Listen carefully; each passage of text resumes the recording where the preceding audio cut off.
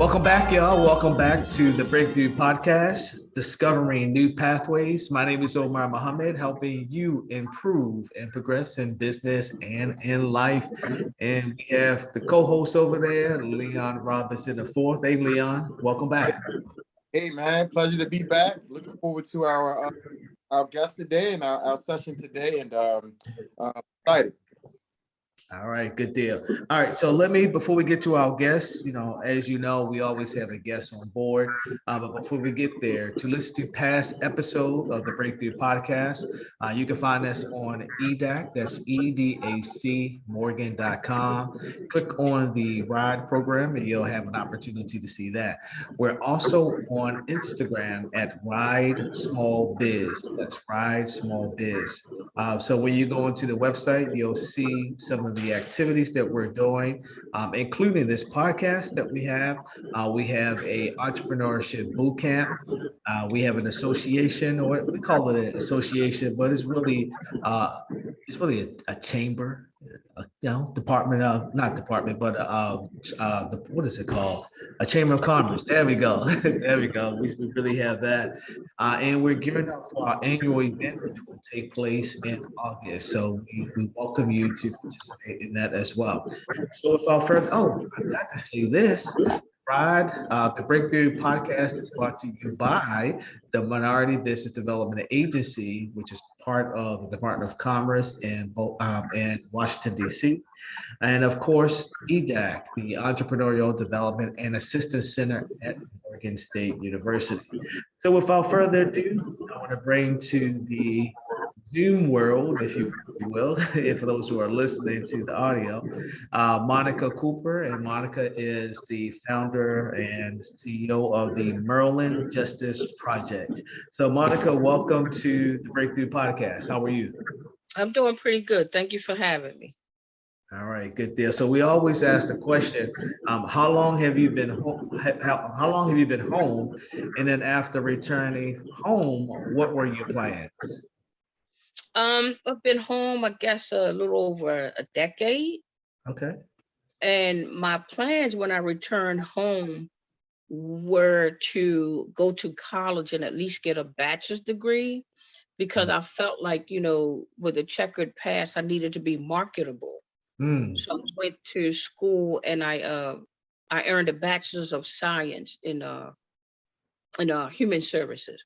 So I do have my bachelor's degree. I kind of wish I would have kept going. Could have had a PhD degree, but it's still not too late. That's not too late. Absolutely. So what inspired you to go into entrepreneurship? I think being a African-American woman and knowing, some, history about our sojourn here, and seeing how people make decisions for us and what impacts our lives because they have money and power. The folks with money and power are the ones who are pretty much calling the shot. I believe in our legislative leaders. I am myself an elected official, and I'm running for re-election. Congrats, yeah. Yeah, thank you very much. Yeah, I'm running for a Democratic State Central Committee in the 40th District. I was elected by the voters of Baltimore in 2018, and I'm going to run for re-election again. And I like I said, I believe in our elected officials, some of them, keeping it real. And but I realized that it is really the folks who control the Capitol that really controls how things go on and how things are impacted society. Miss Monica, please. Say it again. I said, can you say that again? Oh yeah, sure. I can repeat that. I said that it's the folks who control the Capitol that's really making the decisions, whether they be policies, laws, or whatever, that's impacting everybody's lives every day. Yeah. So even though I fight the good fight and I try to be a good leader and an effective leader, I know that at the end of the day, the people with the money are controlling this thing. So I decided, well, you know what? I've been here long enough. My forefathers been here long enough. It's time for us to take control over the music industry that everybody's getting rich off of, that we produce, the theater, basketball court, everywhere you go. I want to see a Rich Paul, because unfortunately, the folks in this country wouldn't have what they have if it wasn't for slavery and if it wasn't for our talent and our treasures. Truth. Just the other day, I'm watching some Asian women dancing to James Brown, and on TikTok they got like 1 trillion views. I'm not impressed, because when James Brown was in the world, they hated him. So for me, it's time for us. Everything that they say that came from a Black person, we should get paid. If you, I'm telling you, every word, everything that they put in Urban Dictionary, everything that we produce, whether it be a dance, whether it's food, a slogan, a saying, we should get paid for it. I was once told that the only thing white folks created was the patent office. Wow. Yeah. Yeah, deep. And it's true to that. It's true to that. Our influence, in every area, has been exploited, and we all know that. And now it's just a matter of us gaining more knowledge of that, awareness of it, and coming together and doing what we're doing here, create platforms and collaborate. So that's the only way we're gonna make it out. Unless you keep going. Absolutely. So Monica, let's dive into what you're doing entrepreneurial. So what are you doing entrepreneurial? Well, right now it's in its infancy. I am trying to get this solar energy company off of the ground. I got like 8 other investors that look like me, and we all put our money together and we invested in a solar company called We Solar. A young lady named Crystal Hemsley, young, she know the industry inside and out. We were able to come in at the ground level and invest, some monies.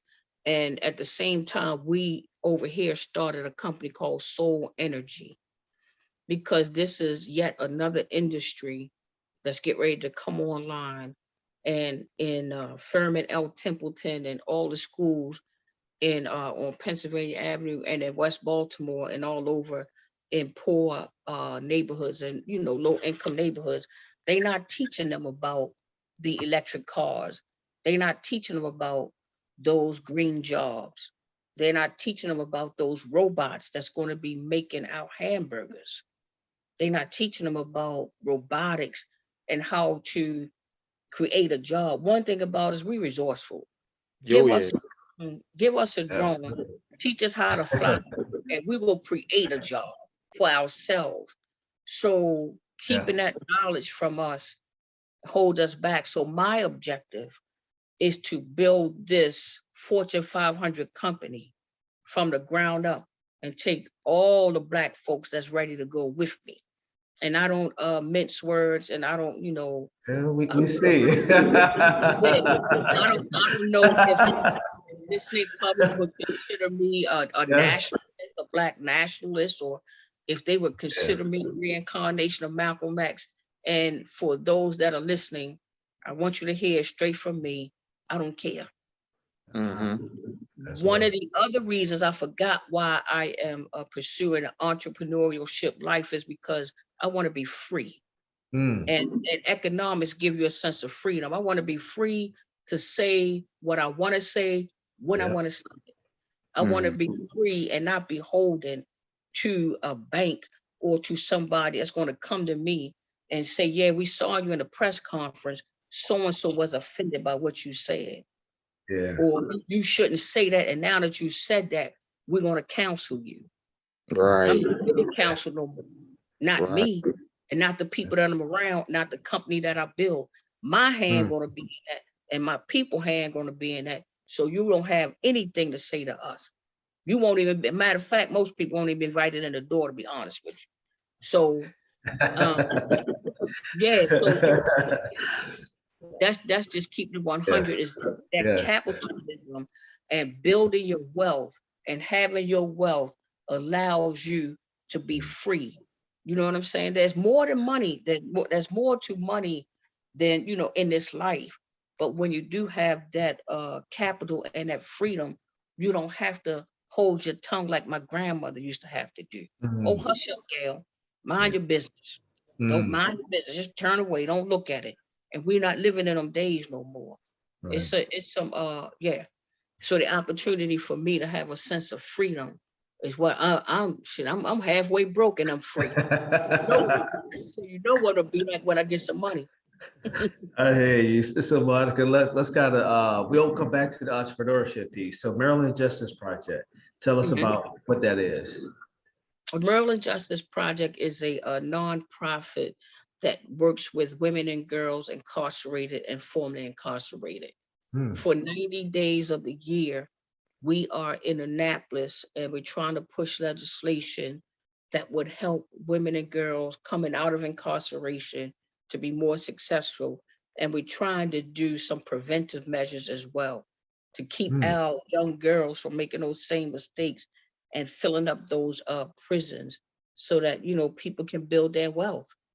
Just yeah. another way that people building wealth off of the backs of Black and brown people. Mm. So this was started. When was this started? The Maryland Justice Project, we started in 2013. 2013. Okay. Wow, coming up 10 years. Wow, that's Yeah, awesome. Yeah, we still here. absolutely. You know that 5-year period. I read a book once, it's about like in the 90s, that said that most businesses fail at your first attempt. If you can make it past 5 years, you're doing something. Yeah, Yeah, that's absolutely. true statistically as well. Facts. Yeah. So you mentioned something that's interesting that the legislative process, entrepreneurs tend to not participate in the legislative process. So you're there and so are you teaching the young girls and the women about the legislative process, or what exactly is the Maryland Justice Project? What are the services or products that you offer? And then what's the Okay. website so people can tune into the website right now while we Oh listen? yeah, While they and listen. it is it's under construction, but it is marylandjusticeproject.org. It's under construction now. We're trying to really get it popping because that's one of those things that bring traffic to your business. Like Absolutely. uh a certain level of professionalism, Mhm. to dress the part, to look the part, and to have that website is one of those things that will definitely allow people who look and say, yeah, these people are about business. Yeah, Everything you do in business speak volumes to you. yeah. If you sloppy with it, you got a business card and you can't really see it, understand it, the word small. But if you got a business card that's unique, that's people look at it, it can every little thing attracts people. I think of business, and not to get sidetracked, I think of business like our 5 faculties: Mm, hearing, seeing, smelling, touching. All of those things play into the psyche of the consumer. It mm, plays into the psyche of people of what I'm going to read. If you got something that really sticks out to them, it could be several words, could be some some new words or language that Mhm. people start to use. It could be the latest language. And that's something that attract people. So we definitely gonna get our website up and running. But I think about business and how you have to think about the psychological Mhm. aspect of the consumer and the people who will be consuming your products. I actually worked for Walmart early on when I came home. And one of the things that Walmart would do is they would have us bake cinnamon bread the first mm, thing in the morning, certain times a day, when they thought that people were coming in, because the smell of cinnamon, Mhm. people hungry. It made you want something good to eat. And during Easter time, they would put their pastel colors in certain places to attract a buyer. Marketing, So man. yeah. yeah, so Walmart definitely understands the psyche of the consumer. Yeah. Mm, Yeah, yeah. But besides that, some of the services we offer is mhm, we help people with housing. We Oh, just okay. got 17 women and a few guys. We just got them all a place of their own. Congrats. Yeah. We just got them all a place of their own. We're working on getting some people to donate some furniture. We're working on getting a truck to pick some things up. And I mean, these are women who are returning to the community and been through something. One of the women been home for probably maybe 6 months to a year, but she was down for 24 years. Mm. And just before she came home, her 26-year-old daughter was murdered. Oh, wow. So now she's got her 2 grandchildren. Mm. And imagine what a blessing that was for her to be able to take care of her grandchildren and provide them with a safe, healthy environment. So we're doing everything we can. We might link up with Vehicles for Change to try to help her Mm. with a car. We're doing everything that we can to help her to succeed. We're Mm. doing everything we can. And the difference is that they say those closest to the problem are closest to the solution. But I don't Mm. think that some of our elected officials understand that when they're giving that money out. Yeah. I try to get the attention of our mayor, and they giving away this 641 million, and they generally be giving it to, I don't know, maybe their cousins or uncles or somebody. They're generally giving it to folks who are not close to the problem, Mm. because they look at, these people, some of these folks have gone to school and have a master's degree in nonprofit management. Some of them might have a PhD degree here. And when you look at their websites, it's popping and their infrastructure is strong, but they don't have the solution to the problem. So Yes. rather than our leaders invest in folks who they know on the ground, you can't turn on the news and not see me. You cannot Google my name right now and see everything that I've done. I pop up first. It's a search engine. and and because I don't have that business background, and because I also have things that I contend with in my own life, we doing the work, but we part of the work. I'm part of the work, but I might have had to go to see my probation officer. I'm part of the work and part of the solution, but I might have to get me some energy assistance because I'm not able to make that big salary, but I'm doing the work. And I'm also a part of the system. And rather than them invest in organizations like mine, where you can assign a mentor or where you can pay a consultant to actually help with all of those things, they rather keep giving the money to people who are really in it for the money Yeah. and collecting $200,000 salaries while they get our babies to check off. Yeah, they was here. We gave them breakfast. We gave them dinner, and they Mm. leave the program. Still don't have no GED. Still don't have a place to live, and still ass out. Well, What you that's think? definitely, yeah, we see that as well. We definitely need to change that dynamic. One of the things that, just by having this podcast, and I think we're up to about 40 of these now. And Mm, just by having this podcast, we're meeting different individuals, whether they're entrepreneurs who are formerly incarcerated individuals who are now entrepreneurs, or resource providers like yourself, where you're kind of both.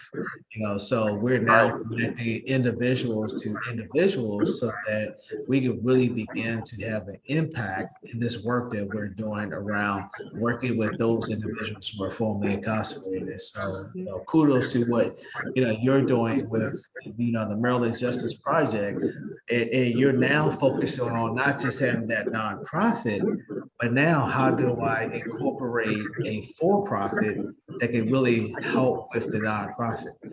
What was that your strategy all along, Monica? it actually was to actually do the work because I believe that this work it's a calling, because Mm, you generally don't make Purpose. a whole lot of money doing this nonprofit work.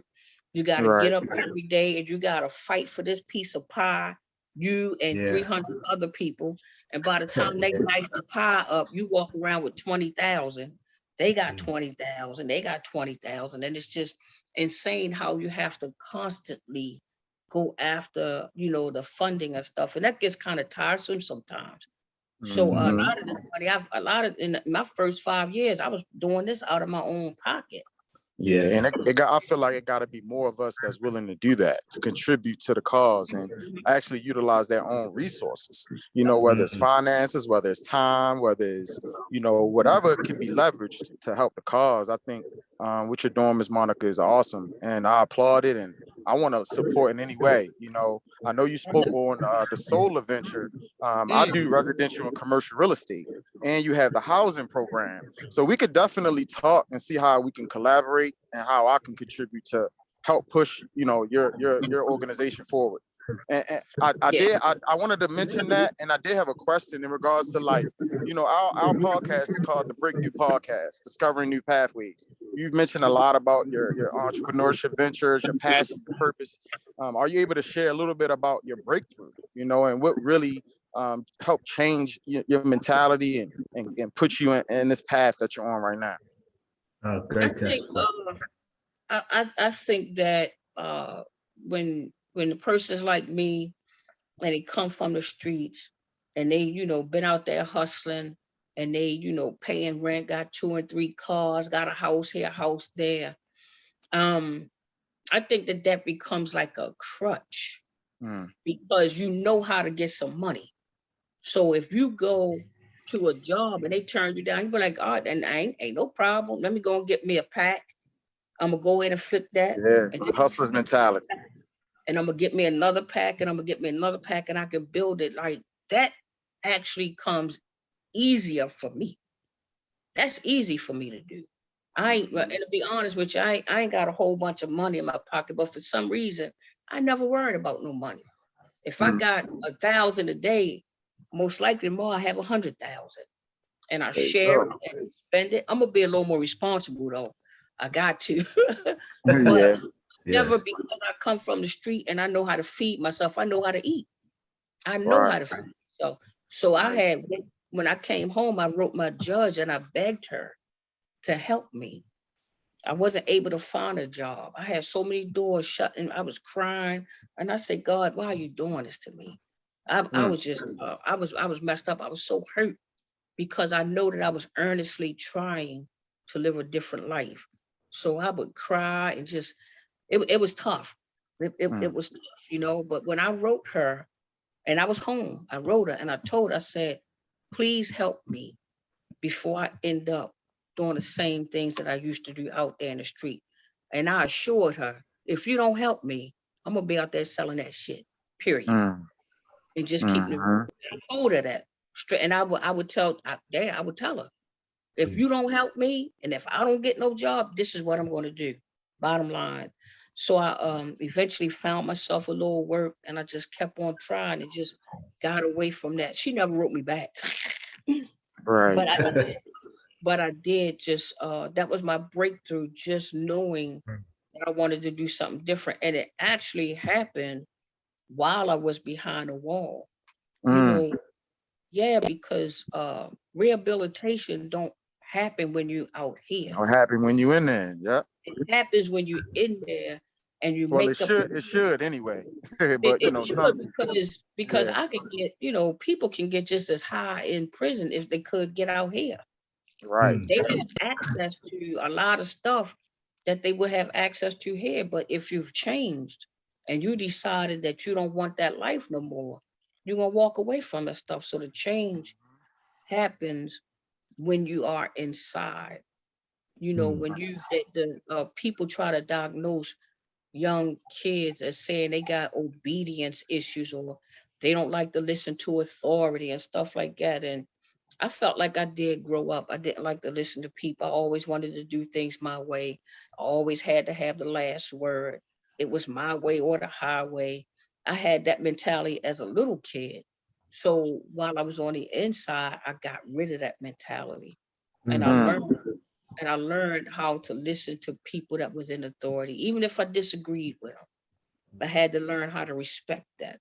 They wrong is two left shoes, but I'm like, all right, yes, ma'am. No problem. So I learned to be humble while I was on the inside, I learned to respect authority while I was on the inside. And I learned to just roll with the punches. And all of that happened while I was on the inside. So when Mm. I got home, I am I am a Phi Theta Kappa person that's been, yeah, Phi Theta Kappa. That's the honor society. You get that when you're in community college, but you got to be on the ball. And I mean, I was scholastic all the way. GPA was through the roof. And it's been an honor, and it's always an honor to even mention that I'm a part of the Phi Theta Kappa team, you know. I had gotten a Presidential Wilson Scholarship.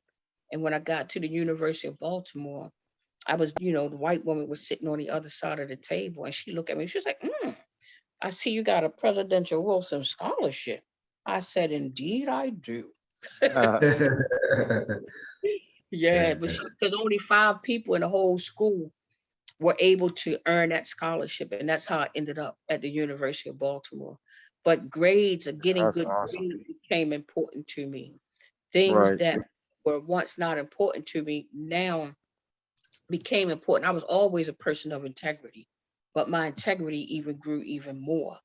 So all of that stuff again happened while I was behind the wall, not when you know what I'm saying? They ain't got a whole bunch of program. It has to be something that the individual have to make a decision about. Mm. Right. You Because know they what, Miss definitely Monica? It's gonna something that you change. said, about your breakthrough in regards to like your change happening inside and you changing your attitude, your mentality about everything, your plans and goals. You know, when you say it happened inside, my instant thought was, yeah, physically it happened inside, but a lot of change happened internally within you, and Mm, that's what basically allowed you to really grow and change just completely who you were before, and I just thought that I should mention that because a lot of our change, if we want to see things different in our life in the physical, it has to happen inside. It mm, just so happened that you being incarcerated, it happened while you were incarcerated. But whoever's listening to this, we are going to go through some sort of battles, but you got to fix that internally within yourself first in order for your life to change. And that's just what I tip from, your feedback and thoughts on, your breakthrough. yeah, yeah, that's a good analysis, because there's some people who have never been physically away from that family and behind a wall, and they don't have a bachelor's degree. They not making $60,000 a year. They haven't, moved yet, because sometimes we are incarcerated and locked down in our own within ourselves. You got to free yourself. Like they say, if you free your mind, the rest will follow. So it's just a matter of unlocking that thing right here, and people can accomplish a whole lot. Absolutely. So Monica, as we are, going to come into a close, you're a nonprofit organization, and I'm always asking nonprofit organizations, what are some of the needs that you have? So just tell the listening audience and the viewers here on this platform, what are some of the things that you need to move the Maryland Justice Project forward? Well, some of the things that we need right now is, I always like to remind people that the nonprofit is not for profit, but Yeah, because we have got this nonprofit industrial complex now, yeah, there are nonprofits that's got $5 million budgets. yeah. And, because of who I am, I feel like we need more volunteers in the nonprofit sector. We don't have to keep raising all this money for salaries Mm, when you already have a retired computer analysis that can come and help me when I go to Penn North and give those people computer classes. mm, Or when I go to different places, they can come and volunteer for 3 hours a week, an mhm. hour a week, so that we can get our people computer literate. They Yeah. being left behind. We gotta keep on moving forward with these new technologies. And folks are comfortable with people who remind them of them, that look like them, that can communicate with them, you know? but I need that type of help where somebody would come and help us, with our computer class that we have now. I Okay. need people who are willing to come in and volunteer that used to be a case manager Mhm. to come in and volunteer and help women navigate through these systems and whatnot. So if I had a wish list, I would ask folks to sign up for the Maryland Justice Project. And I'm gonna give you my email address too, because like I said, our website is under construction. My email address is Monica, MONICA, at marylandjusticeproject.org. And that's all written out. Monica at marylandjusticeproject.org.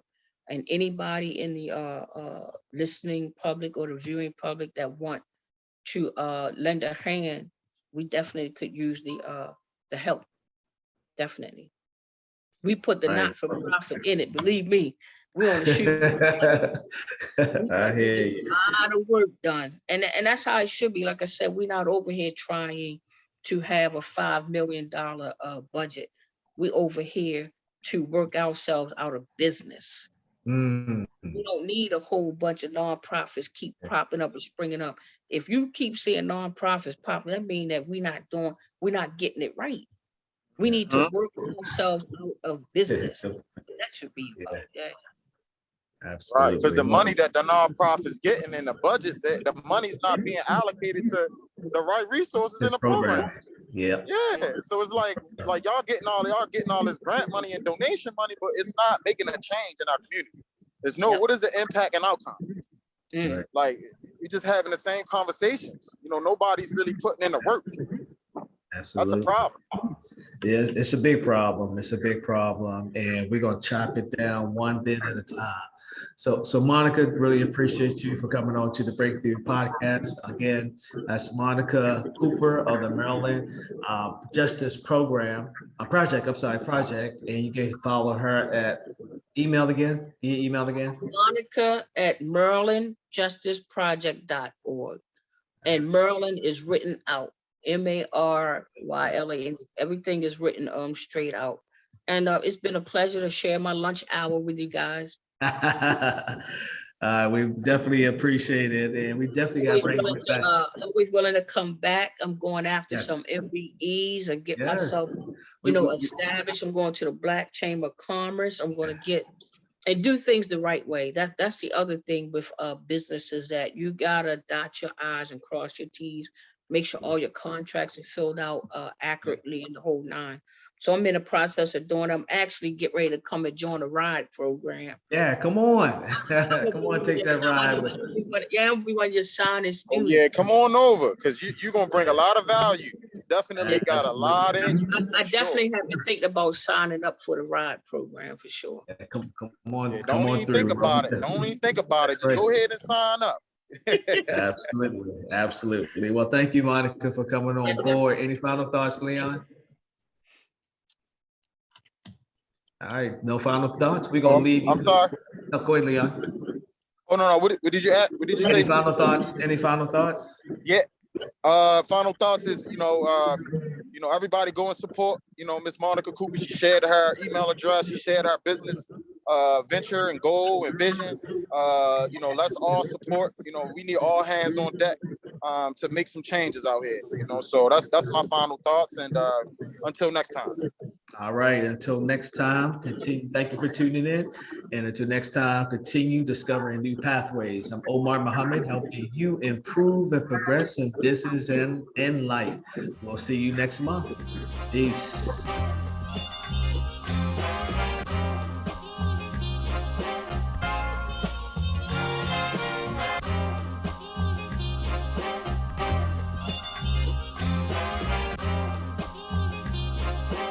This is Mix La Production.